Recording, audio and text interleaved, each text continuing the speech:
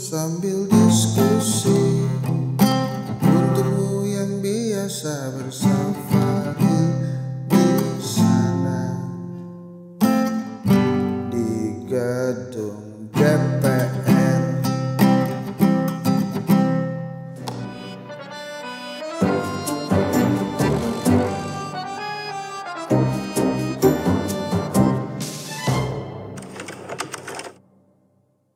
Teman-teman, assalamualaikum warahmatullahi wabarakatuh. Saya sengaja tadi nyanyiin lagu Wakil Rakyat. Sebetulnya sekarang kan bakal banget ya influencer-influencer, artis-artis, selebriti masuk gedung DPR sebagai Wakil Rakyat. Sebetulnya kalau dari lagu Iwan Fals tadi masuk akal tuh. Di hati dan lidahmu kami berharap. Wah, mereka kan biasanya sering menyampaikan tuh ya hal-hal apa yang ingin disampaikan lah para influencer-influencer itu. Jadi kalau mereka masuk gedung DPR cocok tuh. Tapi selain masuk gedung DPR, influencer-influencer ini juga rame diomongin. Kemarin beberapa hari yang lalu diundang oleh Presiden Jokowi ke IKN. Nengok IKN sehari doang, semalam doang kalau nggak salah. Sehari apa semalam tuh ya? Ini tolong dicek ya. Tapi ya kontroversi karena di sana mereka ngapain? Cuma ngeliat doang. Pak ini udah bagus pak. Oh ini udah oke pak. Wah keren banget deh hidup Pak Jokowi paling gitu kan. Tapi kan mereka nggak merasakan tinggal di IKN. Harusnya stay lah 2 minggu 3 minggu di sana. Merasakan hidup di sana, belanja di sana. Kira-kira bosan atau tidak gitu-gitu. Jadi ceritanya tuh sebagai influencer lengkap gitu. Tapi ya salah satu kontroversinya kok yang diajak tuh influencer-influencer yang sultan-sultan. Atta Halilintar, Raffi Ahmad. Itu dibayarin negara atau bayar sendiri? Masa negara ngebayarin sultan? Katanya sultan. Bayarin, apa sih ya? Tanggapan Hensat apa nih terkait intelektual versus influencer? Nah ini dia. Sekarang itu sebenarnya mirisnya ya, influencer itu lebih dipandang nih oleh rezim dibandingkan intelektual kampus. Kalau intelektual kampus memberikan rekomendasi atau masukan kritis oleh rezim dijawab, wah inilah kebebasan demokrasi. Kebebasan demokrasi doang bos, intelektual kampus ngasih masukan. Ya kurang lebihnya nggak usah banyak ngomong lah gitu kira-kira lah. Soalnya kan ya dikasih gitu aja gitu. Nah sekarang influencer emang lebih dilihat ya karena rezim yang sekarang tuh pencitraan kan penting. Apa yang terlihat bagus itu penting. Makanya posisi influencer ini juga jadi lebih penting dibandingkan intelektual kampus.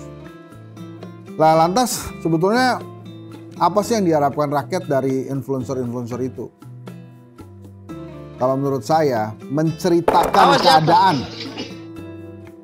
Jatuh. Apa-apa, namanya juga kita syuting membahas influencer ya, mungkin ada influencer yang gak suka. Jadi influencer itu sebaiknya menceritakan keadaan. Jadi kalau misalnya diajak ke IKN, dia ceritakan keadaan itu sesungguhnya. Bukan karena diajak kemudian yang bagus-bagus. Kan itu kemarin influencer diajak ke IKN kan ada pertanyaan tuh dari banyak orang. Kenapa kok nggak wartawan ya yang diajak, kenapa influencer? Karena perbedaannya wartawan itu kan diharapkan menjadi jembatan informasi ya. Nanti pasti mereka habis itu nulis tuh. Nah di sana juga mungkin bakal ngerepotin, namanya wartawan kan nanya mulu. Warta, mewartakan, memberitakan.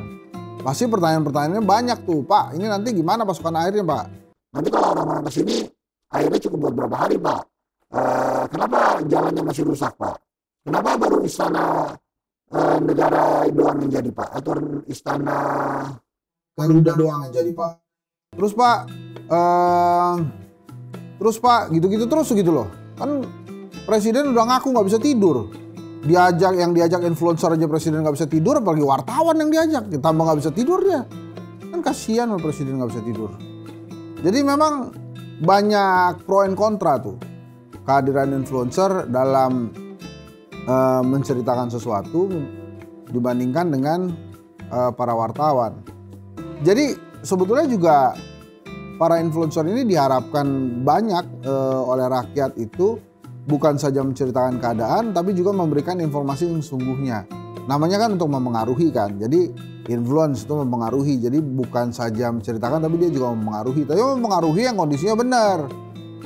Saya sudah ke sana, saya sudah melihat IKN, udaranya oke, nggak panas kok, jalan-jalan bagus, rata. Terus kalau kita mau beli apa-apa ada di warung mart-mart itu misalnya. Hal yang nggak ada kan nggak boleh juga. Tapi pasti selalu ada alasan ya buat Pak Presiden mengajak para influencer itu. Ya memang kalau ngajak orang-orang kritis ya pastinya akan banyak-banyak pertanyaan kan. Kalau yang influencer-influencer itu kan nggak ada pertanyaan juga. Terus lagi poin penting seorang intelektual dalam berkompetisi dengan influencer. Oh gini. Ini maksudnya begini, ini kalau misalnya di DPR. Misalnya ada politisi yang sudah lama menjadi kader partai politik. Ngantri dia jadi anggota DPR. Begitu mau masuk ke ranah pileg, ada influencer, ada artis-artis. Jadi gagal mereka. Turun lagi peringkatnya. Darinya ngarepin bisa nomor 1, 2. Karena ada influencer masuk, malah jadi nomor 5 atau 6. Sebetulnya ada nggak peluang kompetisi seperti itu? Ada. Itu juga terkait dengan keinginan partai politik ya, keinginan partai politik untuk menambah suaranya, makanya dengan influencer itu diharapkan suaranya nambah. Nah, balik lagi ke hal tentang influencer tadi, sebetulnya secara keilmuan nih kehadiran influencer gimana? Nah ini disertasi politik saya, ya bukan disertasi politik, disertasi doktor. Itu saya kan disertasinya tentang momentum politik. Nah itu ada 2 variabel tentang aktivitas media sosial dan elektabilitas politik. Apakah aktivitas media sosial mempengaruhi elektabilitas politik? Ternyata tidak signifikan. Jadi kalau ada orang aktif bermedia sosial itu belum tentu tingkat keterpilihannya tinggi. Jadi kalau misalnya ada orang followernya 3 juta, 30 juta gitu ya, belum tentu dia bisa masuk langgeng. Belum tentu dia yang milih itu 30 juta juga. Karena menurut disertasi saya, tidak signifikan pengaruh aktivitas media sosial itu terhadap elektabilitas politik. Yang mempengaruhi itu adalah momentum politik. Momentum politik itu mengaruh banget. Makanya sekarang ini nih, kan ada fenomena kota kosong katanya. Bisa nggak kota kosong dapat momentum politik? Bisa. Karena dia dapat dukungan-dukungan dari rakyat. Misalnya nih, di Jakarta, jagoannya Jakmania nggak ada. Jakmania akhirnya mau milih siapa? Milihnya kota kosong. Nah itu hal-hal yang menurut saya juga perlu dipertimbangkan oleh partai politik. Nah, apa sebetulnya syarat influencer masuk ke dunia politik? Kalau menurut saya,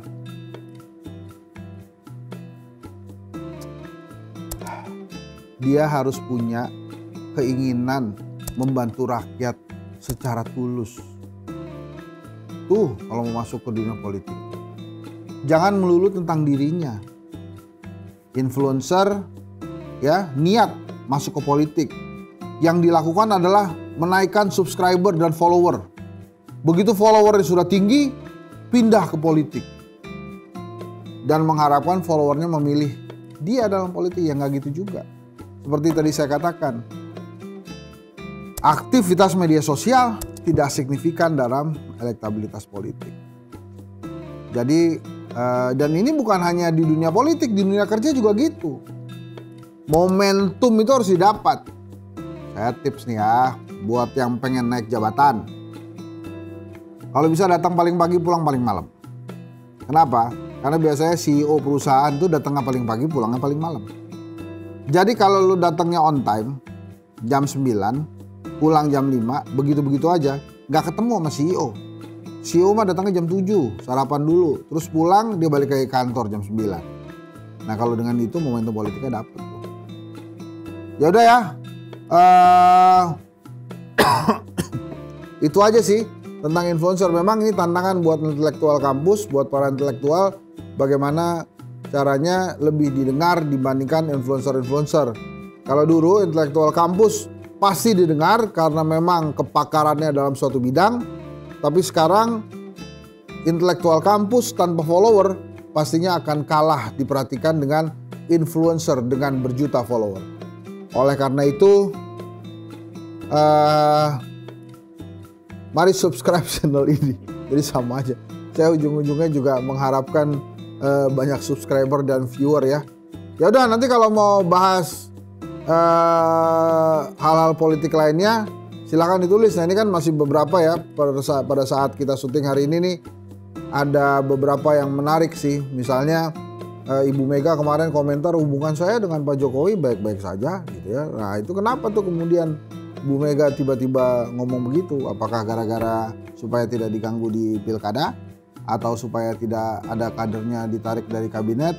Atau memang sebetulnya ya Ibu Mega ini asik-asik aja lah sama Pak Jokowi gitu ya, namanya anak. Kan udah yang paling udah kenceng-kencengan waktu itu sama Ibu Mega. Tuh gara-gara ada jam bunyi jadi jam ngomongin jam nih saya. Maksudnya yang penting tidak 3 periode, Ibu Mega oke, ya udah habis itu. Nah udah, tapi kalau mau ada yang lain silakan ditulis ya. Saksikan terus Satgat Kritik. Jadi saya muncul jam 19 atau jam 19.30 lah setiap hari dari hari Senin sampai hari Jumat di YouTube TV One News. Saya Henry Satrio pamit undur diri ya. Kita bahas hal-hal lain. Oh, ya tidak bisa request lagu. Mohon maaf ya. Assalamualaikum warahmatullahi wabarakatuh.